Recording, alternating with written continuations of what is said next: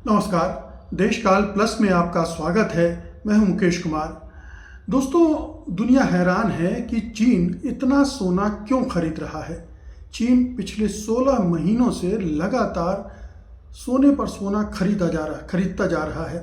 उसने इस 16 महीने में 44 टन सोना खरीदा है और उसका जो टोटल सोने का भंडार है वो बढ़कर 2309 टन हो गया है। अगर इसको भारत से कंपेयर करके देखें तो 16 महीनों में भारत ने कुल 4 से 5 टन सोना ही खरीदा है। यानी चीन ने 10 गुना से भी ज़्यादा सोना भारत के मुकाबले खरीदा है। चीन के पास सोने का भंडार भी भारत से लगभग 3 गुना ज़्यादा है।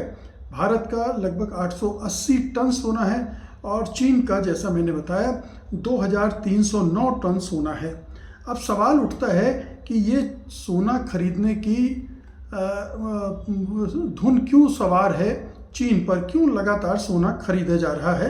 तो इसके कई कारण बहुत साफ हैं।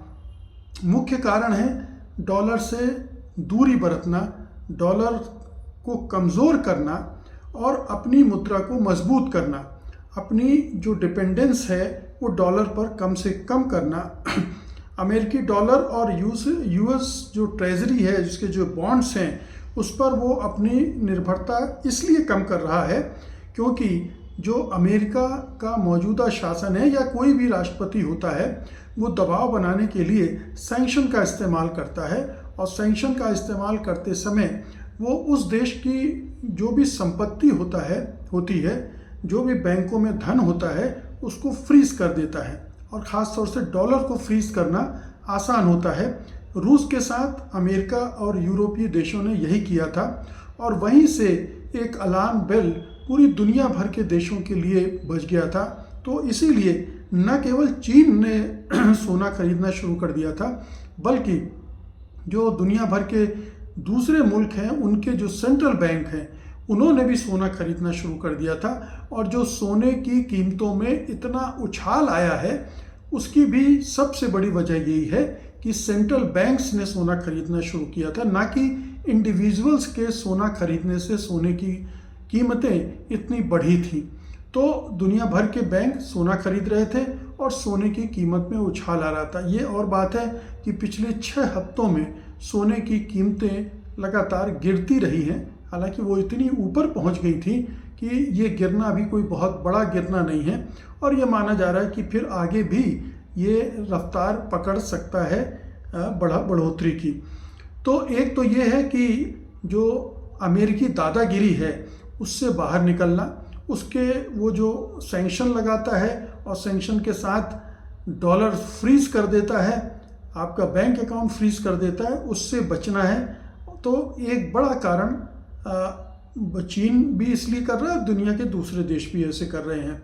फिर कई ऐसे जियो पॉलिटिकल रिस्क होते हैं जिनसे बचने की ज़रूरत होती है। जैसे अभी मध्य पूर्व में जंग चल रही है, या ट्रेड वार हो, या जो करेंसी है वो इनस्टेबल हो जाए। तो ऐसी सूरत में सोना जो है वो ज़्यादा स्टेबल होता है और इसलिए उस पर जोर दिया जा रहा है। सोना एक सुरक्षित संपत्ति है, ना तो कोई देश इसे फ्रीज कर सकता है और ना ही इसे कोई प्रिंट कर सकता है। डॉलर तो अमेरिका जब चाहे जितने चाहे प्रिंट कर सकता है, लेकिन सोना प्रिंट नहीं कर सकता, इसलिए ये ज़्यादा सुरक्षित संपत्ति मानी जाती है। फिर ब्रिक्स देशों के साथ वैकल्पिक वित्तीय व्यवस्था जो बनाने की रणनीति पर चीन काम कर रहा है कि कैसे ब्रिक्स के देश अपनी अपनी मुद्राओं में व्यापार करें, और उसके लिए ज़रूरी है कि डॉलर की पर जो निर्भरता है उसको कम करें, यानी डॉलर से हटकर अपनी मुद्राओं में काम करें और डी डॉलराइजेशन जिसको कहते हैं उस दिशा में बढ़ना है। तो सबसे पहले तो उसी को बढ़ना पड़ेगा जो उसको लीड करना चाहता है, यानी चीन। तो चीन ने इस मामले में लीड ली है और इसी वजह से चाहे वो आप PBOC या पीपुल्स बैंक ऑफ चाइना की लगातार खरीदी हो, इसने सोने की मांग को बढ़ाया है दुनिया भर में और कीमतों को रिकॉर्ड स्तर तक पहुंचाया है, या दूसरे देश जो ऐसा कर रहे हैं उसकी वजह से ये हुआ हो। अब सवाल उठता है कि चीन जो ये कर रहा है उसका अमेरिका की अर्थव्यवस्था पर क्या असर पड़ सकता है या पड़ रहा है। तो सबसे बड़ी बात यह है कि चीन यूएस ट्रेजरी के जो बॉन्ड हैं, यानी अमेरिकी कर्ज के जो बॉन्ड हैं, उनको खरीदने के बजाय सोना खरीद रहा है। और इसका क्या मतलब निकलता है? इसका मतलब ये है कि अगर चीन खरीदना बंद कर रहा है, जो बड़ा खरीदार था, तो जो ट्रेजरी बॉन्ड्स हैं यूएस के, वो उनकी मांग कमज़ोर होती है। उनकी मांग कमज़ोर होती है तो अमेरिका को कर्ज लेने के लिए ऊंची ब्याज दरें चुकानी पड़ती हैं और ये अमेरिकी अर्थव्यवस्था पर बोझ बढ़ता है। अमेरिका का जो टोटल कर्ज है, राष्ट्रीय कर्ज है, वो मार्च 2026 में 39 ट्रिलियन डॉलर पार कर चुका है, जो कि उसके जीडीपी का 120 गुना हो चुका है। तो ये जो कर्ज बढ़ता जा रहा है उससे अमेरिकी अर्थव्यवस्था भी लड़खड़ा रही है, दबाव में है। और उसका जो ब्याज का भुगतान है, जो इतना कर्ज उसने ले रखा है, उसका 1 ट्रिलियन डॉलर सालाना पार करने वाला है। तो अच्छा खासा 1 ट्रिलियन डॉलर रकम बहुत होती है, केवल ब्याज पर खर्च हो रही है और ये अमेरिकी अर्थव्यवस्था को कमज़ोर कर रही है। इसी तरह से अमेरिका का जो सैन्य खर्च है वो बढ़ रहा है, चाहे यूक्रेन में सहायता देना हो, चाहे मध्य पूर्व में लगातार खर्च बढ़ रहा है, उससे उसका बजट घाटा और बढ़ रहा है। अगर ब्याज दरें ऊंची रहीं तो कर्ज चुकाना और भी मुश्किल हो जाएगा। बजट घाटा भी बढ़ रहा है। पिछले साल भर में ही 2 ट्रिलियन डॉलर का बजट घाटा बढ़ा है। लंबे समय में ये सब जो चीज़ें हो रही हैं उससे डॉलर की वैश्विक विश्वसनीयता जो है वो बहुत कम होती जा रही है। अगर ज़्यादा देश सोना खरीदें तो डॉलर की मांग कम होती जाती है, मुद्रास्फीति बढ़ती जाती है और इसका सीधा असर डॉलर पर पड़ रहा है। और ये आप डॉलर की जो इंडेक्स है उसमें गिरावट से भी समझ सकते हैं। यूएस डॉलर इंडेक्स जो है पिछले 12 महीनों में ही 4.27% से 4.4% तक गिर गया है। अब सोचिए कि केवल 12 महीनों में लगभग 4.5-5% की गिरावट आ चुकी है।